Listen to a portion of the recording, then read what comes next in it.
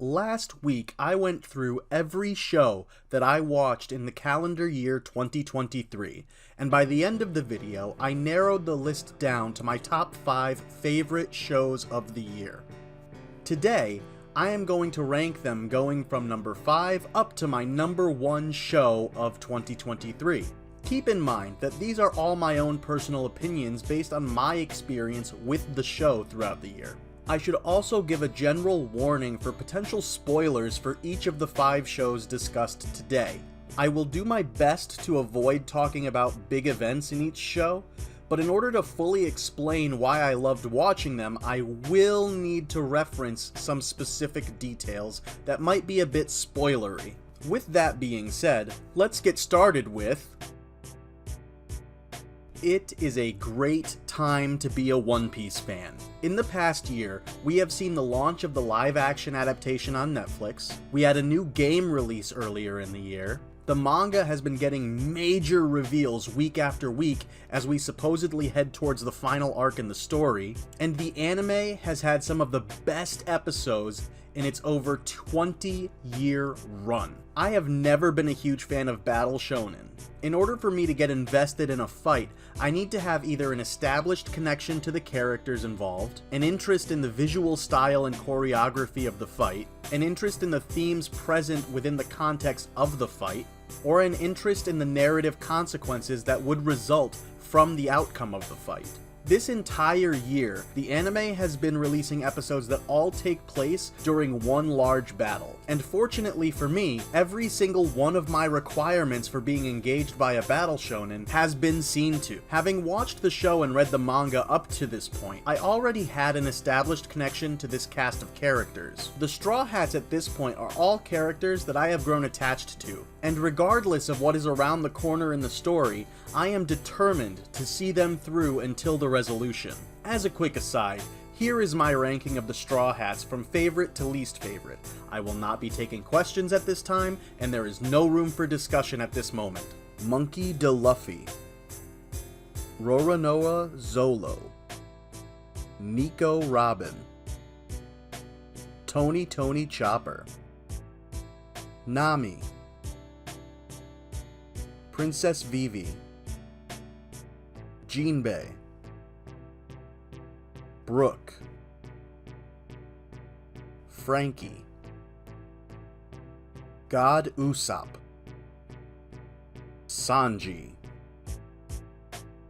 Over the course of this one battle, we have seen many different animation styles, which has made each episode visually distinct, and each style has been executed extremely well. There have been so many shots over the past year that have easily cleared the path up to the top of my list for favorite shots in anime, and some have quite possibly made my list for favorite shots of all time in any form of media. Even without seeing it in motion, some of these stills are absolutely breathtaking. As the finale in a story arc that essentially started all the way back in 2013, there are so many great payoffs to themes that have been building over the past decade. Almost each member of the Straw Hats was given a big moment in this arc. And this year, we got 3 of the best episodes of the series in which we got to see Sanji, Zoro, and Luffy fully realized in a way that I never thought we would see in the anime. Not only did we see the themes come to a head for the Straw Hats, but we also got to see this for many of the big side characters in the arc.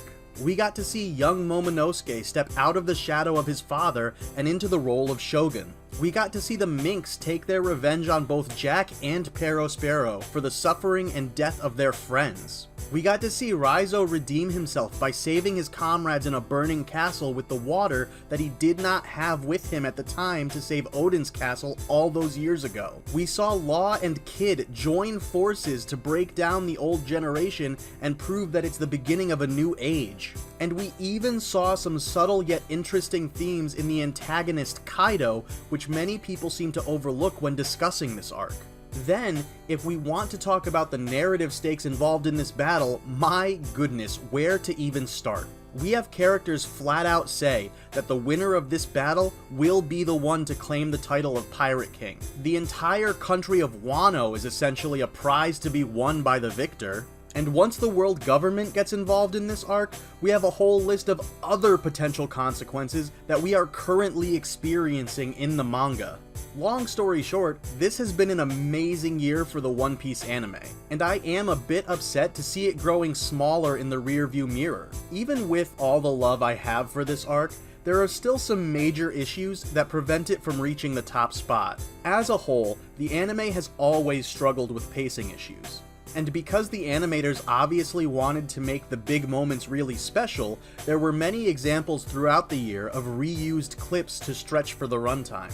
If I were to rewatch, I would never sit down and binge watch the entire thing, but I would instead jump only to those key moments so I could avoid those episodes in which we only see a couple new scenes throughout the entire 20 minutes. If they ever make an official re-edit of this series in which they cut down on the stretching and fix the pacing, then this entire series could be a contender for the best animated story of all time. Star Wars is in an interesting place right now. There are so many opportunities to tell stories set within this galaxy, and even though I believe it would benefit the franchise to step away from anything related to the Skywalker saga for a bit, I can still admit that there have been a few shows to prove me wrong. Andor was tangentially related to the greater story of the Skywalker saga, and that show proved that there are some incredibly compelling themes and stories to tell set within that time frame. I believe The Bad Batch is another such case. The series began just after Order 66 and follows this rogue group of clones who did not have an inhibitor chip as they try to navigate the new galaxy in which they find themselves. It feels much more like the classic Clone Wars episode structure as opposed to the types of shows we've seen from Star Wars more recently, with each episode mainly focusing on a problem of the week rather than one long continuous story. This structure has one big pro and one big con for me. On the pro side, this makes rewatching the show much easier as you can jump into almost any episode without being lost and without the pressure of watching the next episode for a resolution. However, on the con side, it means that the quality of the plots in each episode can vary wildly. There are a few episodes in the season that failed to grab my attention, so I ultimately found myself checking my phone or getting up to get a snack while the show was running. These characters, though, are easy to get attached to, and that's the connective tissue that keeps me watching. It seems like every season we'll see another member of the batch leave the show for one reason or another, and even though I can see that pattern and I know it's going to happen, I cannot help but get attached to them all. I guess since I ranked the Straw Hats, I should probably rank the Bad Batch too, right? So I guess here we go, from favorite to least favorite. Rika, Tick, Crosshair, Omega, Echo, Hunter. As a Star Wars fan, this show is easy to watch, and much like Clone Wars and Andor, it explores some darker themes during a very fascinating time within the Star Wars galaxy. I have always been a fan of absurd sketch comedy. Even to this day, I will occasionally throw on some Monty Python's Flying Circus, and even though I've seen each of those sketches too many times to count, I will still find myself laughing at the punchlines that I recite to myself before the actual delivery. While I would say it's not entirely the same, I do think that I Think You Should Leave with Tim Robinson gets pretty close to the Monty Python style, and it manages to hit that absurdist funny bone in me. This is the only show on this list that does not have a narrative to speak of, and there are no consistent characters to examine, so I am truly at a loss for how to pitch the show to you. Truth be told, absurdist comedy and sketch comedy are things you either like or you don't, and most people watching this will already know which side of the fence they're on. So instead of trying to convince you that this show is great, I guess I'll just say that even though some of the sketches don't land for me, the show as a whole still lands itself at number 3. Okay, I am not going to rank every sketch, so instead, as a side note, I'll just say that the high-tech dog door sketch in episode 2 of season 3 is the hardest I've laughed in a very long time. For years, people have tried to sell me on playing The Last of Us because of how great the story in the game is. And for years, I have come back with a response of, well, why don't they just make a movie or show of it so I can watch it? Now I no longer have an excuse because they officially released the show on HBO Max. I will admit that I think it was a good idea for me to wait because it seems that many of the game fans were disappointed by the show. But honestly, I thought the show was pretty darn good. I can definitely see that some stuff was cut from the game, because otherwise the show would have been much longer. For any fan of any series that's getting an adaptation in a new form of media, it's important to understand that there will be some changes that have to be made. And that's not a bad thing. We cannot look at how the show fails the story of the game. We have to look at how the show handles the story being told in the show itself. And from what I can see, it does a fantastic job.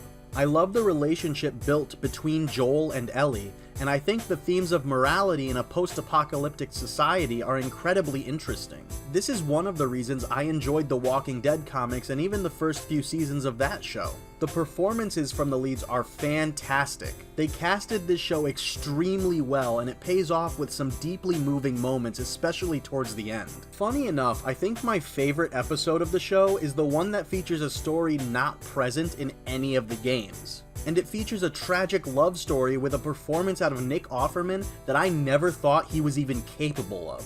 Once Season 2 gets streaming, you can bet that I will be setting time aside to watch it.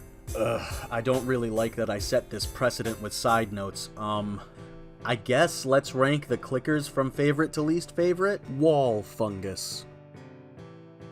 Big chungus fungus. Standard fungus. Keeping fungus. Fungus among us. I'm an easy guy to please. If you give me a cute slice of life anime with fun characters, clean animation, and an interesting hook, then I will probably love it. How could I ever refuse the charming anime that is Spy Family? So let me lay the premise out for you. A spy is given a mission to create a fake family so he can infiltrate a private school so he can get information about one of the parents whose kids attends that school. So he goes and adopts a little girl who happens to have the ability to read minds. And he proposes to a woman who happens to be a deadly assassin. Then, in order to keep the little girl happy, they take in a dog who happens to be able to tell the future.